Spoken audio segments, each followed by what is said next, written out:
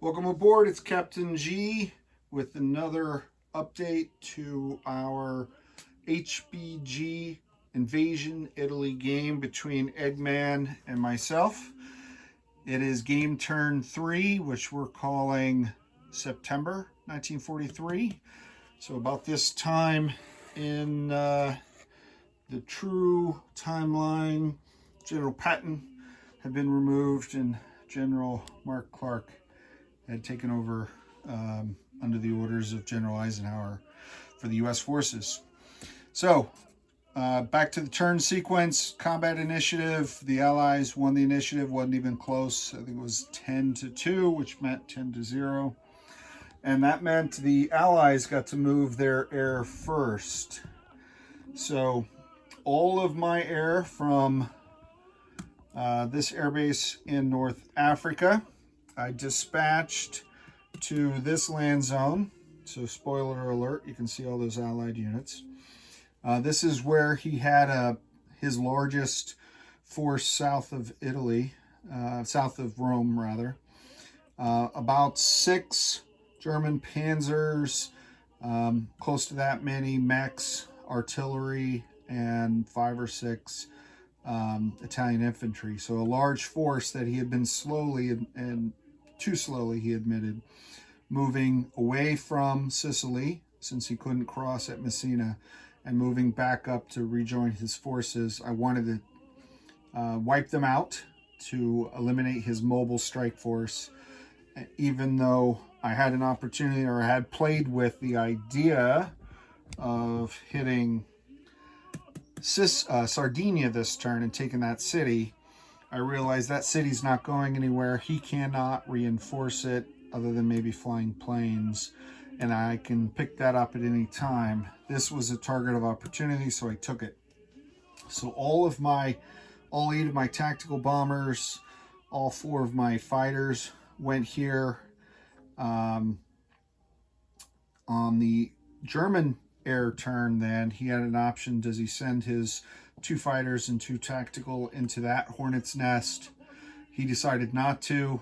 He sent his bombers to attack Naples, and his fighters, both from here as well as down from Munich, where he had his reinforcement fighters they could reach, all flew down to this sea zone to protect the fleet.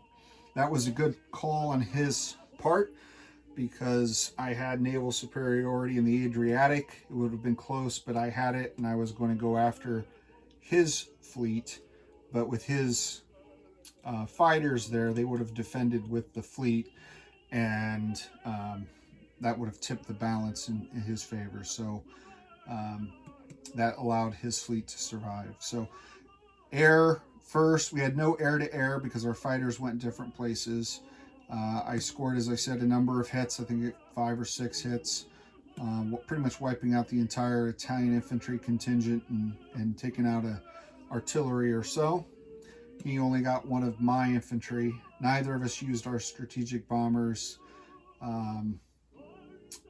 this round, or really I've had bad luck with them, so I didn't want to just send them somewhere and get shot down. So that was the air piece. The tactical bombers, I landed back in Palermo, so now I'm closer to the Italian front with my 3rd Air Force. The fighters in the sequence will remain here, so I wasn't tipping my hand exactly at this point. Shore bombardment from battleships and cruisers I got a lucky 1, so I did kill 1 more unit, so that weakened him further. And his artillery from the mountains fired down. He missed. I fired into this force from these mountains. I think I got 1 Italian infantry. So it's very hard because, again, this is -3 in this territory, and this German force right here is forcing me to slow down my logistics and keep a lot of forces down here, and I'll come back to that here in a second. So then it became the Allied combat move phase. So using transports from all over Sicily, pulling forces here pulling off British commandos and artillery, pulling U.S. forces out of Palermo. I was able to send 2, 3, 6, 7, 8. I think the last two were so 6 transports worth of ground forces, as well as a 7th one on this side, to hit this mobile force. Again, my objective was to wipe out all those panzers and mechs and his fast movers.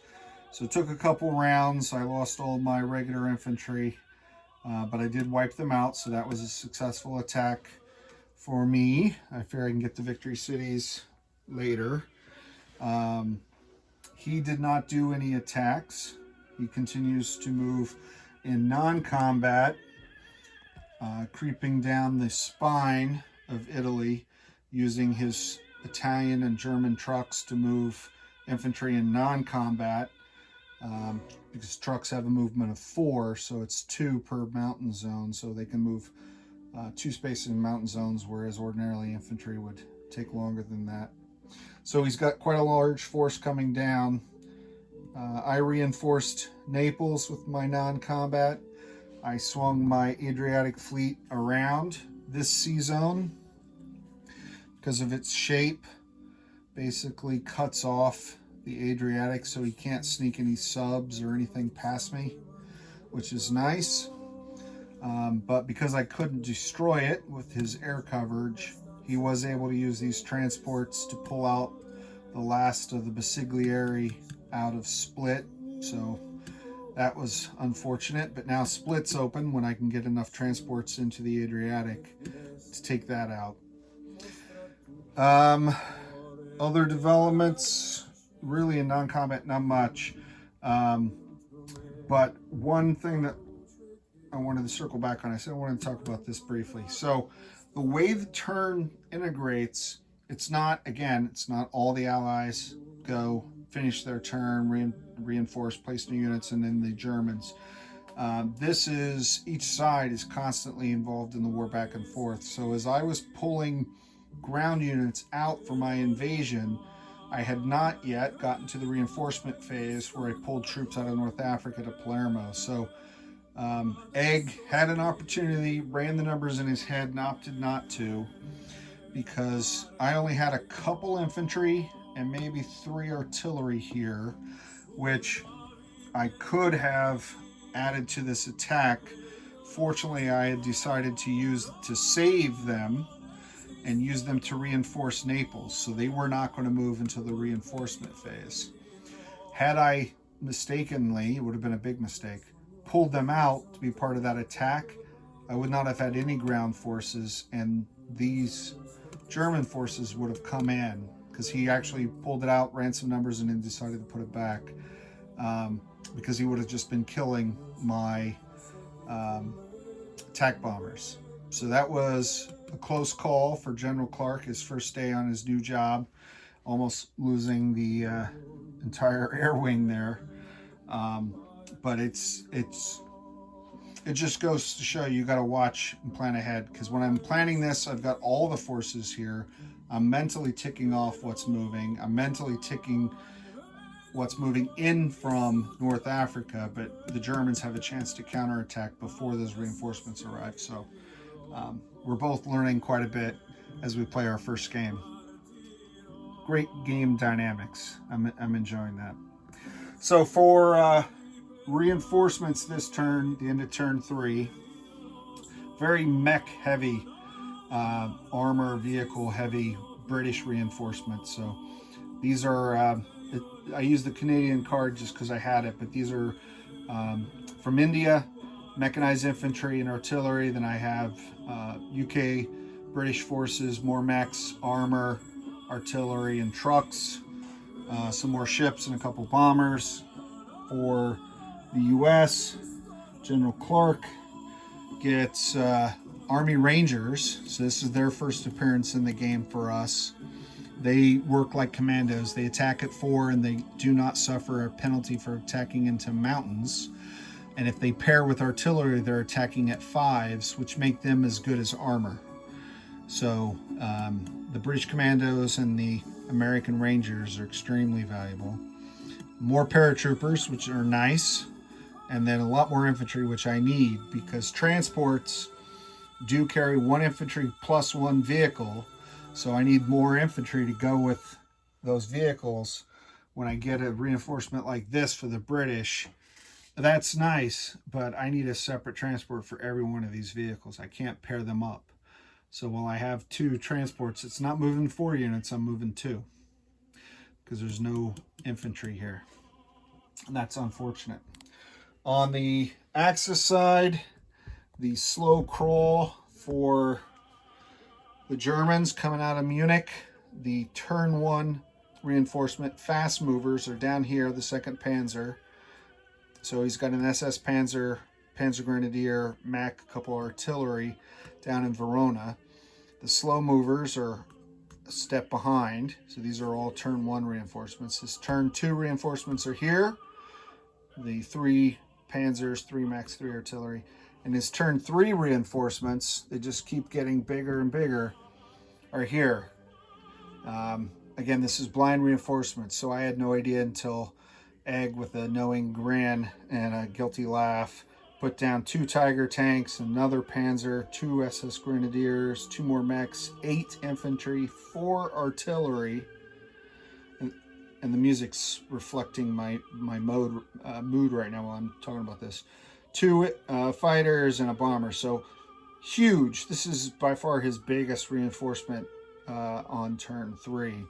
It'll take them several turns to get down in the open, but this game does not shortchange the Axis. He's got a ton of units pouring into Italy, and I've got to get moving, or he's going to have a chance to reinforce all these cities that right now I'm looking at saying, oh great, they're empty, but they won't be by the time I'm there. Meanwhile, General Montgomery, sitting down here with the British 8th Army, built his 2nd fortification and is just sitting there stereotypically doing nothing. So we'll see. All right, so that is the end of turn 3 wrap up. We're both thoroughly enjoying the game quite a lot. It's new, it's interesting, great theater of operations. You know, on the global maps, Italy's 2, 3 territories, and it's basically you just invade Rome and you know, Italy's done.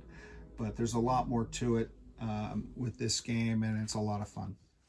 So thoroughly enjoying it, and kudos to the design team, which it says on the map, this is from 2011, King Tiger game design for HBG.com. So good job, guys. We're enjoying the game. So we'll probably get another turn or 2 in this weekend, maybe only 1, because Sunday is Mother's Day. So we have an opportunity probably only Saturday to play a turn, but we'll see. With that, for Eggman and General Kesselring, I'm Captain G with General Mark Clark and General Montgomery. Over and out.